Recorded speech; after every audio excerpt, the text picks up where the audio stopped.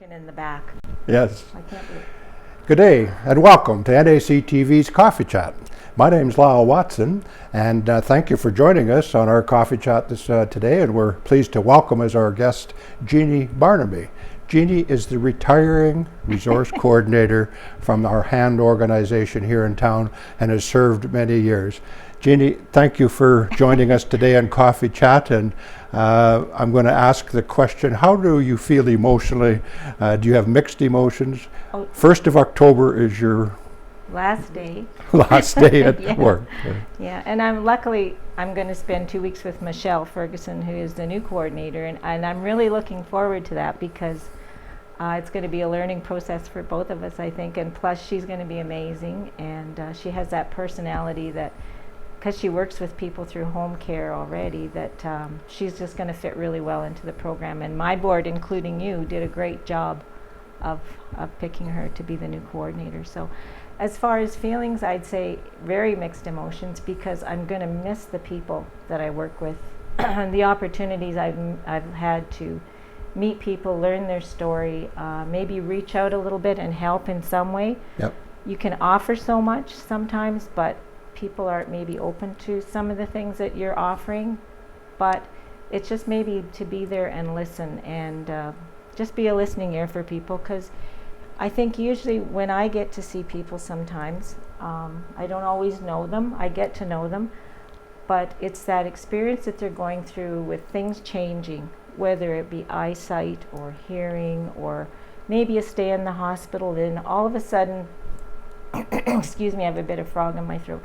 All of a sudden they're getting all these people coming, whether it's home care or a referral to Lifeline, or all these people are coming into their home after they've had a stay in the hospital. And I see how difficult it is for people, and I hope when it's my turn and I have to accept services that I'm more comfortable and maybe more open, because I see how difficult it is for people. And it is difficult. It is difficult, and I'm going to really miss my people, because I've heard so many stories over the years and how people struggle and how they overcome those struggles, and it's just been amazing. And what I like about when I go into a home is when I see family pictures, because that's the opening line, is to say, wow, look at your pictures and your family, and Yeah. Tell me a little bit about your family. And I think that opens up the dialogue then, and to say, they're more comfortable maybe. Yep. And I think the other thing, because I was raised on a farm, I can relate to a lot of people. I said, I always wish my mom spoke Ukrainian and Polish. And I always said I wished as a young person she had taught me those languages, because I could have used them so much in my jobs over the years, Yep. in all the different jobs I did. So it's kind of like you said, it's going to be hard to leave, but it's going to be okay, because I'm going to keep a finger in some pies. And that's good to hear, Genie. Yeah. Could you just share with us a brief definition of what HAND stands for, and just a few of the responsibilities you had as the coordinator over the years? It's Home Assistance Neepawa District, and that's what the acronym's for. And it actually started in 1986. And looking back through the history, what I found out was that a group of people in the community looked for funding through the government for supportive housing, and there was nothing for that at that time. So then they found out there was funding for what they called support services to seniors. So they became a corporation, and HAND was formed. And what the reason for HAND is, the purpose of the support services is to try and keep people in their own homes as independently as possible, where they're happier and where they're more comfortable. So supports like maybe service providers that provide housekeeping, handyman, transportation, you name it. Mm-hmm. And I don't know if I can tell you this story, but it was very sweet. It was about my first week at work, and a gentleman came from the Yellowhead Manor, because my office is in the drop-in center at the southeast corner, and he sat across from me and he looked at me and he said, "So you're here to help me?" And I said, "Yes, and I'm new at this job, right?" He said, "Okay." He said, "What I need is a blonde." And I said, pardon me? He said, well, I need a partner and I'd like a blonde. And I said, well, sir, I don't know if I can, I don't think I can help you with that, but is there anything else I can help you with? So that was like, oh, Genie, what have you got yourself into? Anyway, so it is about support services and I guess working along with other agencies in the community, like home care businesses, everybody, because referrals come from families, they come from doctors, they come from the health unit. And it might be, about Lifeline. And I want to show you this. And again, this is one of our support services. So when I first started, this was the button that people used to get help if they were in an emergency situation in their home. So they wore it around their wrist. And that's what it looked like. And when the person pushed the button, the call actually went, it could go to responders like family or neighbors, and then it went to the ambulance, which was Forsman's at that time, right? And they knew everybody. So if a person pushed this button, it would be a taped message that would go to the responder, to the ambulance, saying, this is a pillow, this is an emergency. Well, we graduated from that to these two buttons. They're lightweight, they're waterproof. And when you push the button, the call goes through a little unit to a monitoring center, so you're actually talking to somebody. Yeah. And then they will do whatever needs to be done from that end. So Lifeline is, and this is called Victoria Lifeline, Phillips Lifeline. So how many would you have of those out in the community now? I think we're getting close to 70. I've had as many as probably 80 out. And our area includes the town of Neepawa and the 3 surrounding RMs. So like Kelwood, Riding Mountain, Arden, Glenella, Burnie, all those communities within our RMs. So, and we're very fortunate to have a really good working relationship with the health unit, with the home care case coordinators. So therefore, we do get a lot of referrals from them. When a new staff starts at any of the agencies, I do take an information package just to provide what we can support or how we can support. We can't do any hands-on things, like we can't have service providers go in and maybe do a bath or to give medications. That's home care. We're the support services like housekeeping, transportation, yard work, handyman, all those things. We do have a list of service providers, and they basically need, a driver. We have to get a copy of their driver's license. They have to sign a confidentiality. They have to get a criminal record check, all those things, and have references. And then we feel comfortable. And what I do is I refer to them because they are offering whatever services they'd like to do. Yep. So the responsibilities of the resource coordinator expand into the management end of things a lot more than just dealing with our senior population. Exactly. You're dealing with the funding aspect of it, and you're dealing with the services that come together that you're able to provide through hand. Mm-hmm. And as for the service providers, and if anybody's out there would like to do some housekeeping services, we're definitely in need of that, because I think that's something that home care is maybe not able to provide as much right now. They do as much as they can because it's an assessment and what they can put in, but again, I think it's just those support services. And if anybody's out there that feels comfortable, and the service provider is paid directly, I just make the connection. Yep. So and then we get to work with agencies and businesses like home care, the doctors, all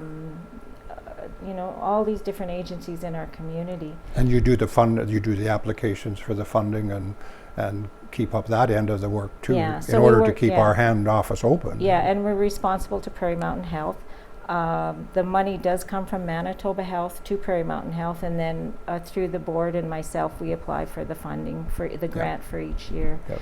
We're fortunate to have donations from people, as well as the money that's raised from Lifeline, because we are given a certain amount back from Lifeline, and from our meal program. Helps keep the office running, helps keep the programs running. So yeah, we'll get to that meal program in a minute, but I just want to go back to the start of HAND.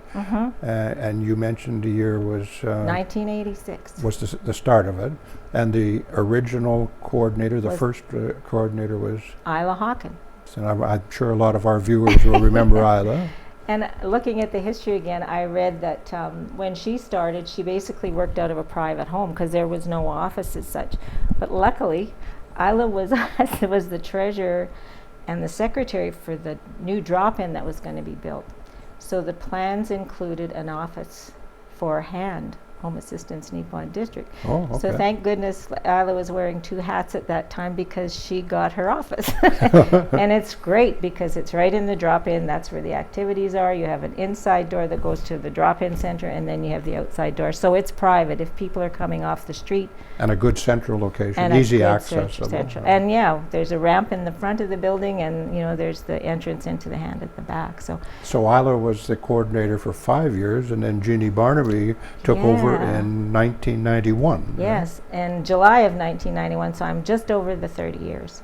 But I have to say, I think before that I was actually working at the school with the special ed class with Linda Thomas, and that was really interesting. Then this job came up in the paper for the hand coordinator, and I thought, okay, I'll give it a whirl. So yeah, it was really great. And at that time, I was married to Mark Kennedy, and we had the strawberry farm. And he had had a stroke just around that time, and so when I applied for that job, we had been through that, Yeah. illness and his recovery and the therapies and all that, and so it was a real learning experience for me to see how difficult that was with him communicating and relearning, and so I think that really helped me with focusing on this Yeah. job, and maybe I could be helpful in that way. Your So- empathy and understanding towards the yeah. people that were in need of the service was great. Yeah. Of course, hand is only one thing that you've contributed to in our community. You also have been a member of several other boards and organizations. Could you just share a couple of those or a few of those with us? Yes, Yeah. I've actually been fortunate to be on the New Beginnings Grief Support Group as their secretary and as a contact with hand, because again, you can provide that information to people. The office number was the contact for New Beginnings if people were asking for it. That was a learning experience too, a really great learning experience, because grief affects everybody. The other thing I was on is the Handyman Committee, and I've been on since 1991, so I've seen so many changes in that and how that program's growing as a representative for hand, and seen the changes and how it's expanded and how fortunate we are to have that handyman in this community, and the support of a volunteer board again. I have to think what else I've been on. I was actually the secretary for the Association for Coordinators of Manitoba. Yep. We have a board, so I was part of that. I have to put my thinking cap on. So just, other agencies or other programs that I've worked with and other services. So Neepawa was one of the first communities to have a hand office and offer the services that we now enjoy today. exactly, because back in 1986, when the local group of people met and started looking for the funding, or looking into the funding that was available, Verdun had just started, so they kind of used it as a template to figure out how to start hand and what to do. And so Verdun and Neepawa were one of the first, and I think now there's probably over 120 of such support services in Manitoba. Not all of them are full-time. I guess when Verdun and Neepawa asked, there was the money and the funding then, so they're Monday to Friday and full-time. Whereas some of the other communities, and I mean small communities that have coordinators now, and certainly don't have the services we do in Neepawa, so their work is a lot more difficult, I think, because they have to go out of their communities to find the services to support their seniors. I had to do a survey with the University of Manitoba, and when I sat down and did that survey, it was so interesting, and this is probably 20 years ago, to look at Neepawa and see what we had for services. And those have only increased, like our doctors' clinics, just the services that are here, the handy van, and a lot of communities don't have. And sometimes we take these services for granted. Exactly. But there's a reason and people behind all the services that we enjoy that do have the responsibilities and work hard, as yourself. Well, and I think we've had so many partnerships over the years too, like with businesses, with other organizations. We've had arthritis education days. We were involved in the memory walk. And I have to tell you this because in the first memory walk, and I should have looked because it's a few years ago, we got involved, and it was Eastview Lodge at that time, and we started promoting the memory walk and raising funds for Alzheimer's. And Jan Bailey and I walked the track at Neepawa and raised money for the first memory walk. And from there, it's grown into such a wonderful event because we would have a barbecue at Eastview Lodge. We had Mr. and Mrs. McLaren would bring the antique fire truck and lead us, and the police would follow, and we'd go around town. So then when Country Meadows came in, we started working. There was a committee, that was another committee I guess I was part of, that we planned the memory walks, and they were wonderful. And you know, there's been entertainment, there's been barbecues, and we're sadly, because of COVID, we've lost you know, being able to do a lot of those things, but hopefully in time and people get vaccinated, we'll be able to go back to those. And Michelle, I know, is going to be wonderful and will be helping with lots of those events. So well, that's good to hear, because it's there again. If you're there for her support, that helps her. And we'll be back and forth a lot. I'm sure you will. Yeah. Yes. Community meal. Well, back when you started, it was known as the congregate meal. Congregate meal. And I know, Jeannie, you've been instrumental in growing the numbers tremendously since it first started back in, I don't know what year it started, the community meal. Well, I think 91, because I actually I started in 91, so it started in 90. And actually, what she started doing is she would bring people in and they'd order, I think, Meals on Wheels, and they'd gather in the dining room of the Yellowhead Manor, and they would have their meals there. From there, again, the board started looking for funding and found out there was funding for a congregate meal program. The original kitchen was just a little part of the drop-in. I mean, there was a counter, a stove with an eye-level oven, and 2 sinks. And I mean, that was what they started with. And until Yellowhead Manor did the renovations, we fed 40 to 50 people out of that little kitchen. We had, I think the first cook was Gladys Barilla. The second cook, I think, was maybe Connie Defoe. Then I think Helen Drysdale cooked for a short time, and then I think Connie's mom, Heather Defoe, and now we have George and Vicky. And I mean, we have been so fortunate over the years to have fabulous people that make homemade food and delicious food. Yeah. And so when Yellowhead Manor did the renovation, they built a lovely kitchen and dining room in there. I mean, it's the state of the art. And I know Vicky and George love it. And any of the volunteers work there love it. And the program, again, has grown. Again, because of COVID, right now, it's only pick up and take out. I don't know when or if we'll be able to go back to that congregate gathering part, because when we could, we had birthday parties, we had music, we had games. And that socialization, as well as the food, is just so important. And you mentioned the quality of the food and the people that have had that responsibility of the cooking, but those people also developed a special connection with the people that used the community meal program. And that social aspect is just so important. We had one gentleman that was away for a long time because of health issues, and at that time our tables were kind of long, and it was like long tables and people, you know, serving themselves out of bowls.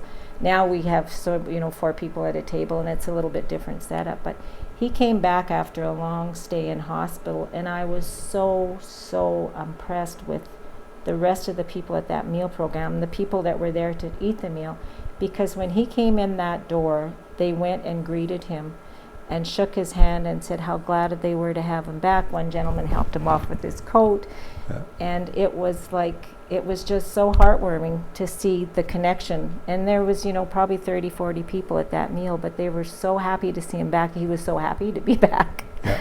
So those are the kind of things you see with that socialization, as well as I think we made a couple of matches with a couple of ladies and gentlemen because they got sitting with each other, got to know each other, and just would go out for coffee together and go on drives together. So again, socialization and connection.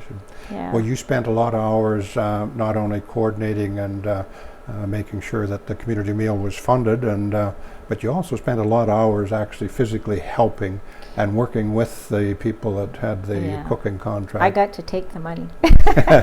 And help, like, wash pots or whatever. And I think everybody pitched in. I know for my husband, for a while, he would come at his lunch hour and he'd do all the pots. Yeah. So that's the worst job, right? But I mean, we had a commercial dishwasher, and we have all the luxuries. So when he quit working in town and retired, he got a certificate said that something about the pot liquor, goodbye pot liquor, or good luck pot liquor. And so all those extra hands have helped over the years, you know. And that is so important to the community, and you were responsible for coordinating a lot of that volunteer base. Exactly. And I'm sure you're going to miss that somewhat, and your connection with the or the people that utilize the community Oh, meal. for sure. And it's been, again with COVID, it's been difficult because Vicki and George have such a system now with, you know, the takeouts and the pickups that they can run it all. And so I don't necessarily have to be down there. And I haven't been because just of other responsibilities. But hopefully we're going to get back to being able to do that socialization gathering and... Yeah. Well, we can hope, and that's all we have is Yeah. hope at this point, and hopefully that'll happen soon. Yeah. Yes.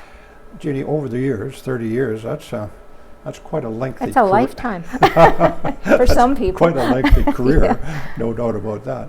What are some of the changes that stand out in your mind that have occurred over that 30 years that affected your job as resource coordinator? I think it was the acceptance in the community and seeing us as a resource that could help people stay in their own homes, and agencies reaching out and saying, you know, can you do this for us, or can you visit this person?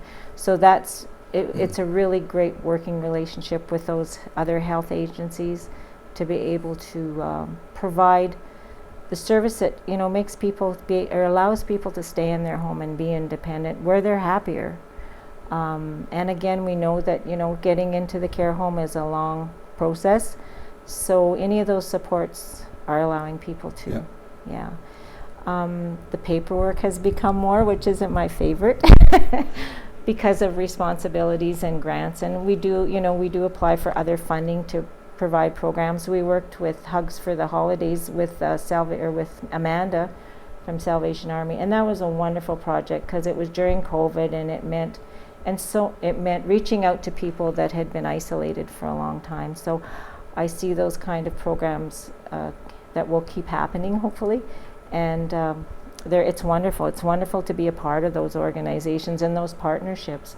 The one thing that I really was proud of, and we actually worked with Marianne Nyland. She was somebody from the community here that had the tea house in Arden, and we did an elder abuse conference, and it was just, the turnout for it was amazing.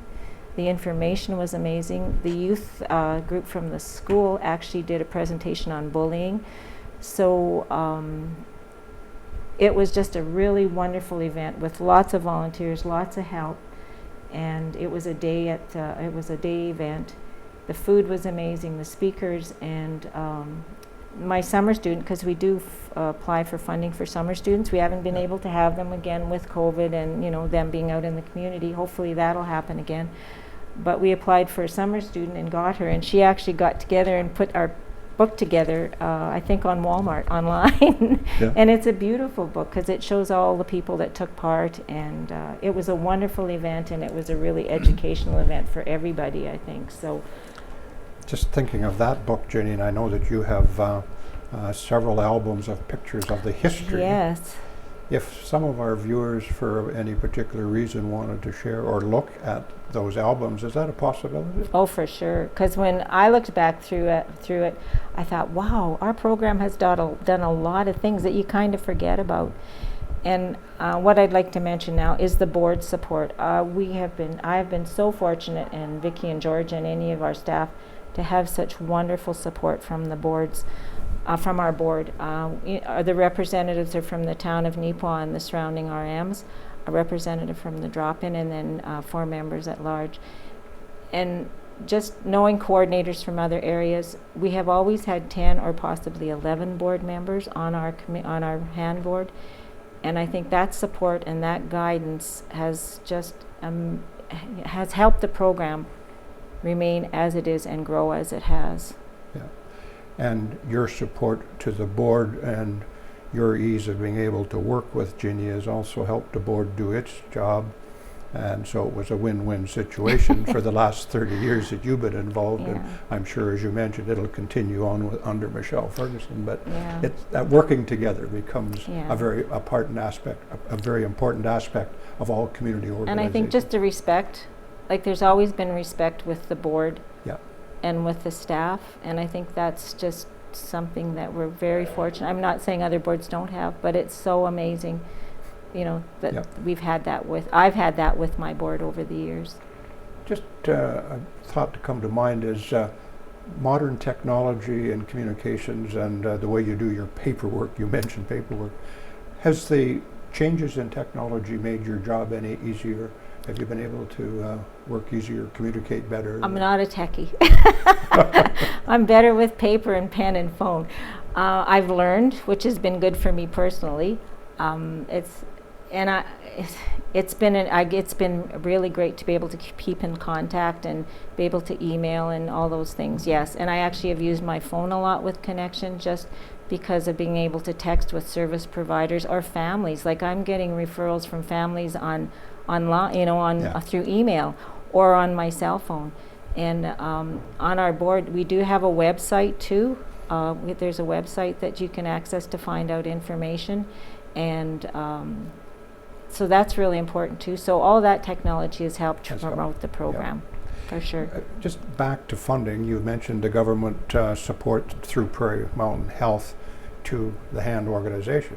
But I believe that the municipalities Yes. contribute also. How has their contribution worked out? Wonderful, because there's what we do is we ask every year, and there is a 55 cent per capita that we get from the town and the RMs, and that supports, you know, the office and any of our expenses. So it's been and we've always been very fortunate to have that. I know other communities don't, so that money has certainly helped, or those funds have certainly helped, you know, to keep the office going and to pay expenses, because things aren't cheap, like internet and you Yeah. know, those kind of things. So yes, that support again is amazing within our community. Ginny, what are one or two, or is there a highlight of changes that have happened over the 30 years that really stand out in your mind that has made HAND a better organization in terms of its service to our community? I guess everything that we get to do in the community, you know, whether it's education or information sessions. A highlight again would have been the Elder Abuse Conference, because a lot of time and energy went into that, and a lot of people came to it. And again, I think just the things that we do within the community make us more visible. Yeah. And I think people see it as, you know, a valuable support in the community. So, and the people, like the stories that I've heard and the people that I've met. And again, sometimes it's just a touch of a hand on an arm, and it's a comfort. And I think that's what I get so much of a benefit from, is that connection. And maybe you don't help in any way Yeah. other than listening. Yeah. So maybe you don't put in a lifeline, or maybe you don't find a service provider, but it's just to be there to listen. On that note, you know, a lot of people are apprehensive to reach out. Some people I've talked to, for example, are apprehensive there. And the education part you mentioned comes in, because a lot of people aren't educated or are not aware of the services. What is your message to the people about reaching out and talking to, like, the resource coordinator or people that have experience with it? The thing I notice is it's usually from families that we get that connection, because something's happened in their parents' or, you know, their relatives' life. I think it's a very safe place to come or to phone or to get information from. You know, nothing else goes. There's confidentiality. I think just to know that it's there, and we will support the HAND coordinator will support you in any way they can. The office is private. You know, you can come in, you can phone, you can reach out in other ways. So I think it's just to know that it's a very safe place to be able to access to get help. Yeah. And at some point in our lives, we all get to that point where we have to. Well, again, I reach said, I hope when I need it, I'm just going to say, yes, please help me. Because it's hard. It's hard to reach out and say, I'm having trouble with this, or I'm not managing anymore. You know, I need some help with housework. Or, I mean, sometimes it's just a luxury to have help with housework, but sometimes it's a necessity. Yeah, exactly. So, sorry, go ahead. I was going to ask you in terms of demographics. From 30 years ago till now, have we seen an extension of the average age of the people that are using your services? When I first started work in 91, we had actually people coming from Eastview Lodge to join our meal program. So we've seen that change where, you know, we don't get those people from the care home anymore. But people were young, like it was younger clientele that we were working with, probably 70s, early 80s. Yep. Now it's 80s and 90s. And one of our dear souls, and we both know her, turned 100, I think on September 4th. And she's amazing. We found her a walker because somebody was donating one. And I said it was like the angels were watching over both of us that day, because the gentleman had passed away. He was 100, and his family was offering some of his equipment because he had received it through Veterans Affairs. And so they were giving it away. So the family phoned me that morning to say they had these walkers and bars, and this lovely Mrs. Code was in the quilting room, and she was just sitting there visiting, and I went in to say hi because they're quite a bunch. They're very entertaining. And she looked at me, she said, "Jeannie, I need a walker." And I said, "You're not going to believe this. Give me 10 minutes. So I went over to this person's place, got her a walker, brought it back. And I said, they didn't charge anything. They just wanted it to go to a good home. And I said, the only deal is you have to see the gentleman that repairs them to make sure the brakes are good and the handles are good. Well, there was somebody there that offered to take it home for her in the back of their car. And then I found out she walks 10 blocks a day with her walker. Still today? Still today. She's amazing. She has a little bit of issues with her vision, but that mind is like a steel trap. And she goes out, rain, shine, sleet, or hail. She's out walking with that walker. And you know, I think I'm going to take this opportunity to, on behalf of our viewers and our community, to wish Olga Code a belated 100th birthday, happy birthday, because it was just last week that she celebrated her 100th birthday. And I hope she doesn't mind, but I'm going to tell this story too, because we saw her the Friday night before her birthday because we knew we couldn't go. And so I said, "Can I have a picture with you, Olga?" Because Bob was there with me. And she said, "Oh, sure." So she's in the middle of us, and we got her arms around her, and we're telling her, you know, this happy birthday and that. And she looks at me, and she looks at my husband, and she says, "I haven't been this close to a man for a long time. Will you bring him back?"